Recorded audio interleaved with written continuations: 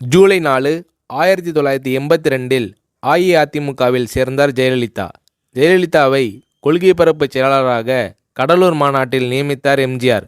சினிமாவில் மிகவும் புகழ்பெற்ற கதாநாயகி ஒரு அரசியல் கட்சியில் சேருவது என்பது அதுவரை தமிழ்நாட்டிலும் தென்னிந்தியாவிலும் நடைபெறாத நிகழ்ச்சியாகும். அந்த வகையில் அரசியலில் சேர்ந்து சாதனை படைத்த முதல் பிரபல நடிகை ஜெயலலிதா தான். அந்த பெருமை அஇஅதிமுகவுக்கு தான். அஇஅதிமுக கட்சி கரை போட்ட சேலையை தான் கட்சி கூட்டங்களுக்கு அணிந்து வருவார் ஜெயலலிதா. தமிழக அரசின் சத்துணவு திட்டத்தின் உயர்மட்ட குழுவில் உறுப்பினராக நியமிக்கப்பட்டார் ஜெயலலிதா. ஏப்ரல் 23, 1984இல் பாராளுமன்றத்தில் ஜெயலலிதாவை ராஜ்யசபா உறுப்பினராக்கினார் எம்ஜிஆர்.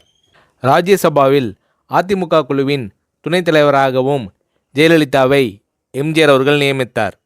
தமிழ்நாட்டில் மின்சார பற்றாக்குறை, மாநிலங்களுக்கு அதிக அதிகாரம் கொடுப்பது ஆகியவற்றை பற்றி பாராளுமன்றத்தில் ஜெயலலிதா முதல் முறையாக பேசினார். அண்ணாதுரையும் ராஜ்யசபாவில் தனது கன்னி பேச்சில் இதே கருத்தை பற்றி தான் பேசினார். அண்ணாவுக்கு வழங்கப்பட்ட இருக்கை எண் 185 தான் ஜெயலலிதாவுக்கும் வழங்கப்பட்டது.